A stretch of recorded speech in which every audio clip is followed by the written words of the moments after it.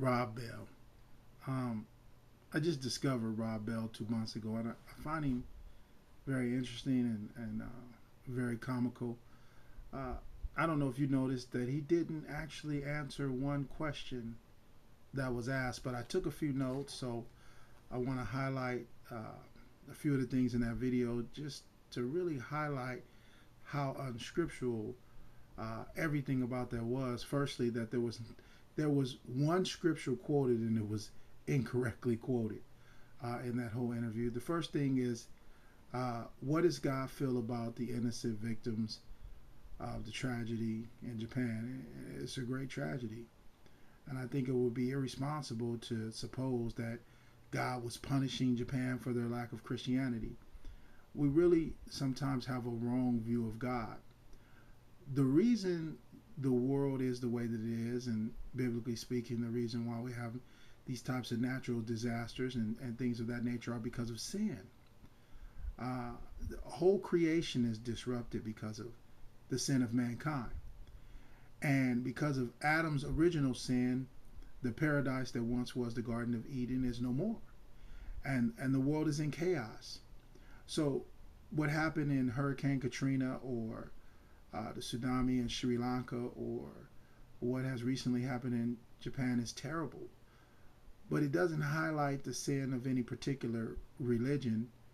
It highlights the results of the sin of mankind, and that God's perfect order has now been disrupted. So goes on to say that the interviewer asked, does God care? Of course he cares. That's why he sent Jesus Christ. That's why he sent his son to die for us, because he knows that the calamity and the tragedies of the world are a result of mankind's sin. And as a loving and just God, he sent a remedy. Is there a remedy for the natural disaster that we see? Absolutely not. Not until Jesus returns and creates a new heaven and a new earth and restores order and balance to the universe. No, we'll continue to see these types of calamities, which are very tragic. And, as a Christian, my prayers are with Japan. I have friends who have relatives in Japan, and I think it's tragic. I don't even think it's an issue of whether God is punishing the Shinto or the Buddhists. I think that those kind of thoughts are foolish. The second question that the interviewer asked was, how can God punish people of different religion? It's interesting that the Shinto and the Buddhist religion don't even really consider the afterlife as something to be explained. They don't look at heaven or hell the same way we do as Christians. Their religion really deals with the life in the here and now, and there's various views on what happens after they die. So the idea that God condemns anyone to hell is untrue. As a matter of fact, one of our favorite scriptures, John 3:16, states that God so loved the world that he gave his only begotten son, so them that believe in him will not perish but have everlasting life. That he didn't come into the world to condemn the world, but that through him the world may be saved. And it goes on as you go further in the scripture. It tells us that those who do not believe in the only Son of God is condemned already, and this is their condemnation, that they did not believe on the only begotten Son because they love darkness instead of light. So it's not so much about what God is doing as opposed to what people believe and have in their heart.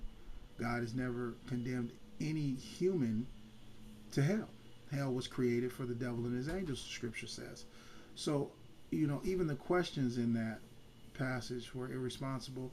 And the interviewer looks strikingly similar to the ousted Illinois governor that it was under indictment for selling Barack Obama's seat. I don't know if it was him, but looks strikingly like him. He definitely had no knowledge on religion. But moving on to Rob Bell's new book, Love Wins. Shouts out to R&B and Seven, Love Wins. We see where their doctrine comes from. Anyway, that there's no hell. And he said he thinks Jesus can handle the discussion. And yes, Jesus can handle the discussion. but that doesn't excuse his irresponsibility.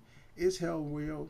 I just went to BibleGateway.com, and I like to read you a few scriptures on hell. I don't even know why the topic is worthy of a book. Simple scriptures, and I'm not even going to depth on Hades and Sheol and all the topics concerning hell. I'm just going to go into just some of Jesus's words on hell. In Matthew 29:30, Jesus said this: "If your right eye causes you to sin, pluck it out and cast it from you, for it is more profitable for you that one of your members perish than your whole body be cast into hell. If your right hand causes you to sin, cut it off and cast it from you, for it is more profitable for one of your members to perish than your whole body be cast into hell." One of the scriptures that was the inspiration for my intro on The Kingdom Strikes Back is Matthew 10:28. It says, "And do not fear those who can kill the body, but cannot kill the soul. Rather fear him who is able to destroy both body and soul in hell." Interestingly, it's kind of interesting that, in a few scriptures, the establishment of hell is easy, but Rob Bell was able to become a mega pastor of a mega church and a somewhat of a religious rock star, pitting scriptural, quote unquote, scriptural things that don't agree with scripture. Luke 12:5, it says, "But I will show you whom you should fear. Fear him who after he has killed has the power to cast into hell. I say to you, fear him." One of the best scriptures, "For God did not spare angels who sinned, but cast them down to hell and delivered them into chains and darkness to be reserved for judgment." I don't think there's any question if hell is real. I'm somewhat perplexed that this is even up for discussion. It leads me to believe that people don't read their scriptures. Rob Bell also dodged a question about the Shinto and Buddhist question. It was a real important question for the interviewer, and he dodged it, and he said, God sheds tears. That was striking, that a pastor of a church, a mega church, someone who claims to have so much knowledge, would say that God does not shed tears. God is spirit.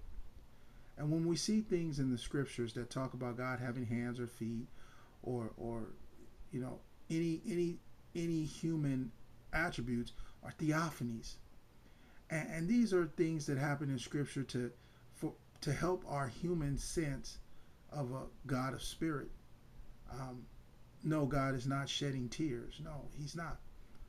He's not like man. Does he grieve by the condition of man? So much so that he sent his son to die. But is he in heaven crying or shedding tears? I mean, at this point, anyone who has this material, you should be throwing them out. Don't even sell them at a yard sale. I mean, this man is clearly foolish. He's clearly unlearned, yet he's pastoring a mega church and on Good Morning America. It's very interesting. One of the things that I think really give us a clear view of why he goes in this direction was the picture in his grandma's house that was said to inspire everything he does. The picture of the elect going to heaven, which tells me she was a Calvinist or some type of Reformed theology, and his whole life he was clearly bothered by the idea that some will go to heaven and some won't. Well, the Bible clearly states that the road to heaven is narrow, and few will find it. But his whole view of religion is skewed by whatever has happened in his childhood in regards to this grandmother and her religious beliefs. And he sees everything in Scripture through his opposition to that. Why do some go to heaven and some go to hell? Because some choose darkness because their deeds are evil.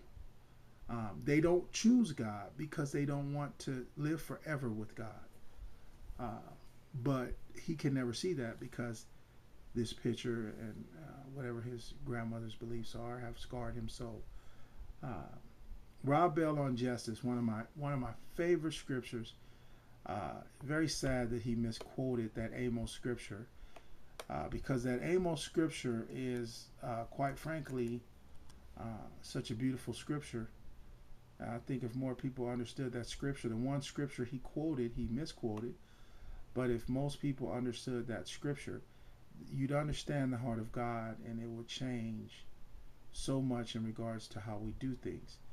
So the Amos scripture that he misquoted, says this. It says, "Is not the day of the Lord darkness and not light?" Meaning, when you celebrate me, you do it in darkness and not light. It is very dark with no brightness in it. I despise your feast days, he was saying to the Jews. I do not savor your sacred assemblies. Though you offer me burnt offerings and grain offerings, I will not accept them. Nor will I regard your fatted peace offerings. Take away from me the noise of your songs, for I will not hear the melody of your stringed instruments. But let justice run down like water, and a mighty stream of righteousness is what that scripture says. And it has absolutely nothing to do with heaven or hell, but false worship, false relationship, and how God does not accept that. And God does not accept Rob Bell or his theology or his skewed beliefs. I would suggest that the people of God reject him and his materials. And I think we're giving too much credence to him. As the scriptures say, in the end times, those who have itching ears will heap up teachers unto themselves. And the mega church that Rob Bell has assembled are people who believe his doctrine and have assembled themselves a teacher to scratch their itching ears, or to soothe their itching ears. And as we perpetuate it and even waste our time refuting foolishness that is clearly refuted by scripture, we waste our time. On to the next topic.